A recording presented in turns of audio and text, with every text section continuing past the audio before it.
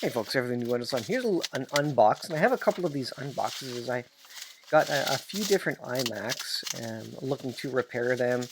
I first got a 2011 iMac, but turned out my Time Machine backup was based on Mojave, and the 2011 would only go to High Sierra, so I couldn't restore my files, so I was out of luck there. So I had to look for another option. So this was a broken 27-inch iMac, a late 2013 unit that I got off eBay. It was about $400, I believe, plus about $100 shipping. And the screen was bad on it, and I figured, well, again, I'll take my chance. Maybe I need to cook the GPU. You can see the iMac in the background there. But this is a beautiful unit, beautiful unit. Hardly any scuffs on it at all.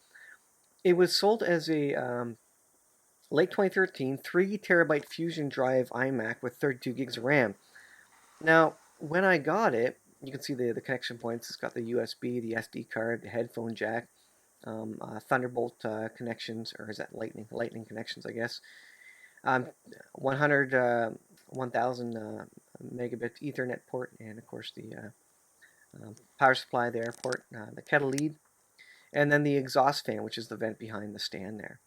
You can see like it's basically a pristine unit, really nice, very few scratches at all. Now, like I say, I got this with a screen issue. So here, I'll go ahead and plug it in, and you can see the screen issue that we're dealing with. Now, I have baked GPUs before on the 2011 iMac, which is actually sitting well behind this, 2 iMacs behind this. I had to bake the GPU in the oven, and that did work very well. But you can see the screen here. This is what it was sold as showing. It did not have any comments on it as to whether it would boot up or not. All they said was that it showed this screen and that there was something wrong with the GPU. So I was reading it, and actually some of the online posts suggested that it could have something to do with grounding or the cable.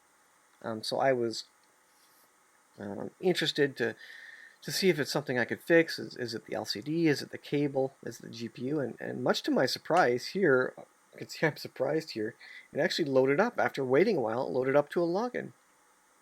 Now, if you'll notice, you can't really see it, but the resolution isn't very great. It's about 720p resolution. But I was super surprised this loaded up. Again, this is a late 13 27-inch iMac, a beautiful machine, and apparently it's working. One of the things I did do was hook it up to an external monitor, and indeed, on an external monitor, it did actually, it was able to output at a proper resolution, a resolution good for my Asus monitor that I was using to test with. And so it was just not recognizing the screen. So I thought, well, maybe it's a driver issue. Maybe the GPU driver wasn't recognizing whatever screen the iMac was on. So I was actually able to log in. It's been reinstalled a bit basically, but you can see that the resolution isn't that great.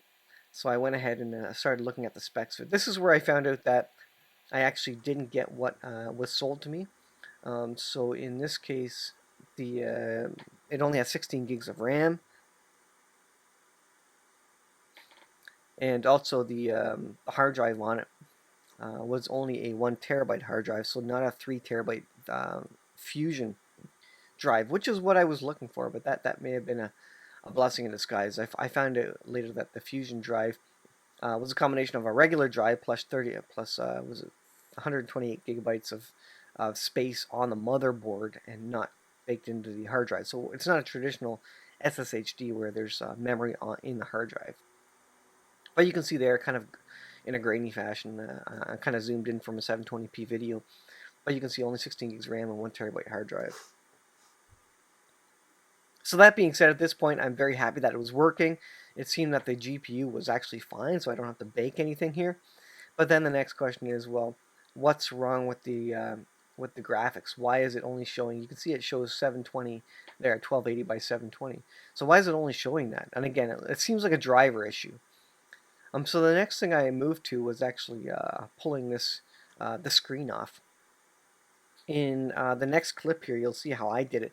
Now, I did actually order an actual correct tool for it, but that tool, of course, isn't here as of the creating of this video. I went ahead with my own, basically a knife, to get it off, and you'll see in the next video here.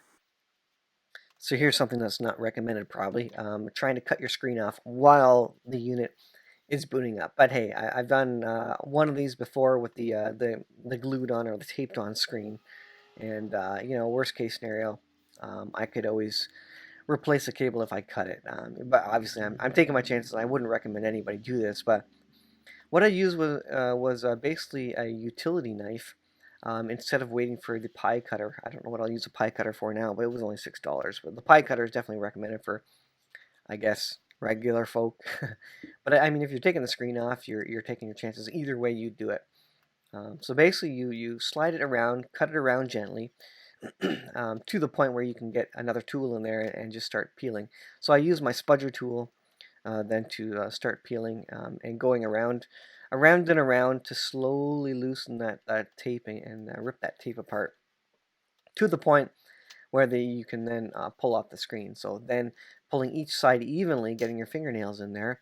If you pull one side too hard, you could easily snap that front glass. You don't want to do that because that front glass is bonded to the LCD. So you can see I've pulled it apart successfully now. In this case, there's actually only 2 cables. I'm just having a look at it to see how many cables there are, what I see in there in terms of dust, etc. In this case, like I say, there's only 2 cables in there, so you detach those, and then you can pull the screen right off. Now the unit at that point in the video was still installing, so I wasn't going to do anything at that point. But here I get further into it. I've shut the machine off, pulled the power supply, and I'm going to go ahead and attempt to remove the screen. So you take those 2 off gently. Now remember, it keeps angling forward, and remember the bottom is held only by the elasting tape. So I'm kind of holding the top, so if it did fall, I would be able to hold it with my fingers. You definitely don't want this dropping out at this point in time, but this is a very dangerous time when it's kind of half sticking with the tape and half not. I then took my air duster to it, my can of air, and just did a real quick cleaning of it. I noticed there's a 1 terabyte Seagate drive in there, and blew out the rest of the dust. At this point, when I plugged the monitor back in, I noticed that it was flashing on and off. So that means it's a mechanical issue. So there's something wrong with the cable. That's good news. What I ended up doing was actually fiddling with that cable then. I need a new cable, but I noticed eventually that when I got the cable in the right position, it then would switch to its full resolution. So that's interesting.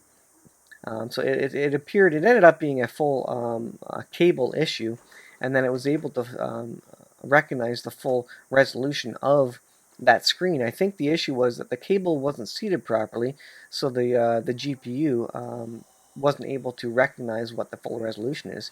Here it is. Now you can see the full resolution. It flipped to the 2560 by 1440, and it works. So I thank the Lord at this point in time, literally. I thank the Lord, and I'll follow up with a video to end this video. So here we are at the end of my iMovie clip.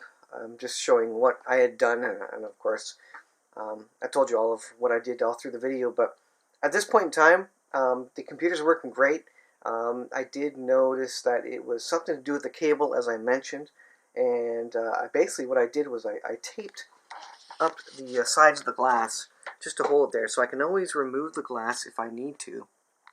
Got tape there, up on the top, so it doesn't fall out. Don't want to wreck that screen, but it seems to be operating very, very nicely right now. Proper resolution. Let me again show you what the resolution is now. It was just because of that cable that it wasn't, for whatever reason, recognizing the display. So now I get my full 2560 by 1440, and I get full use of my GTX 4 gig GPU. So that is pretty sweet. So perfect. This is kind of the best case scenario of the eBay finds that you can get. I'll leave it there. I thought I'd tell you the story of this particular iMac. I think this will be my work station going forward, and hope you found that interesting. And you can find these deals on eBay, although your potentially throwing your money out. You're taking a chance with your money when you buy something off eBay. You never know what you're going to get. In this case, it was a simple cable. Down the road, I could even purchase a new cable, and that would probably resolve it once and for all. But honestly, I have the screen taped back in, and it seems to be working fine. I haven't seen it being glitchy or anything. So I'm just going to leave it as is. I'm not going to touch it. I'm only going to replace it if I start having issues again. So that's the story of my 27-inch iMac. It's a big, beautiful screen. It's huge. I can have multiple windows up on here. I can have my mail on one side and a browser on the other. And it's an incredible desktop size to be using. So thanks for watching, guys. I'll leave it there, and we'll see you guys in the next video.